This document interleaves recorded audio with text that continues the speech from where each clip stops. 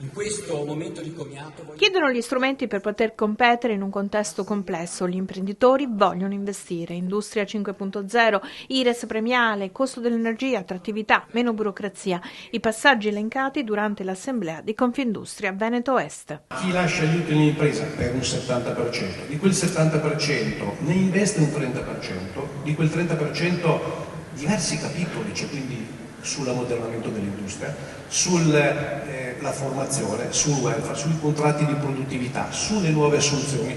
A quel punto dai un IRES, l'IRES premiale diventa da un 5 punti di vantaggio, quindi dal 24 noi abbiamo chiesto che si passi al 19, che non è tanto differente da quello che ha presentato prima Felice, dove ha fatto vedere che l'IRES degli Stati Uniti è al 20%, dove Trump si candida a essere promotore, ad attrarre le imprese del mondo col 20%, ma vogliamo essere noi a essere attrattori delle aziende che arrivano dal mondo e soprattutto premiare i nostri imprenditori che sono quelli che tutti i giorni fanno i sacrifici e che devono investire.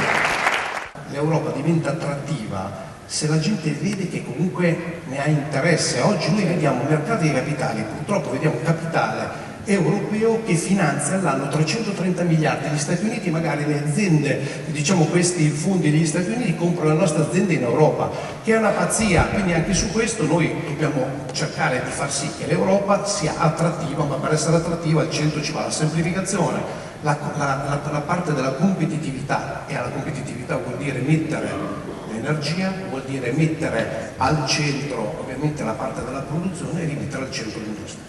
Lo sviluppo delle imprese passa anche attraverso gli scenari geopolitici internazionali, la crisi in Medio Oriente, la guerra in Ucraina, i dazi annunciati da Trump. Bisogna fare attenzione a non confondere la giustizia con la politica e poi non possiamo certamente mettere sullo stesso piano il capo dei terroristi di Hamas che ha organizzato la strage del 7 di ottobre dello scorso anno con il Presidente del Consiglio di un legittimamente eletto in un paese democratico. Poi si può più o meno essere contrari alla reazione che noi abbiamo sempre contestato perché è troppo dura, ma questa è un'altra questione. Poi dobbiamo lavorare per costruire la pace, non credo che con gli arresti si possa lavorare per giungere a un cessate il fuoco sia a Gaza sia in Libano. Dovremo puntare sempre di più sull'export,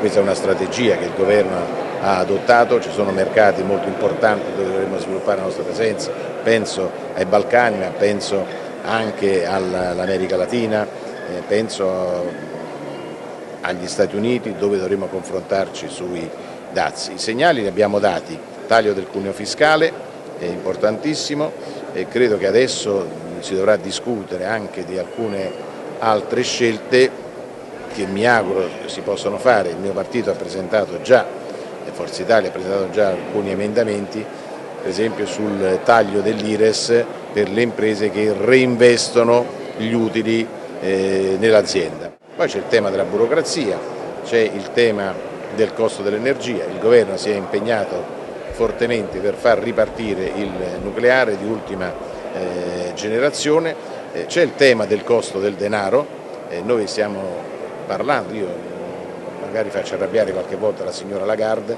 ma dico che la Banca Centrale Europea deve assolutamente avere più coraggio e cominciare anche dal prossimo appuntamento a tagliare dello 0,50. Lo 0,25 è troppo poco, bisogna accelerare i tempi se vogliamo favorire la crescita. Dobbiamo aprire il mondo dell'università, flessibilità e difesa gesuitica del diritto allo studio, in particolare borse di studio e studentati.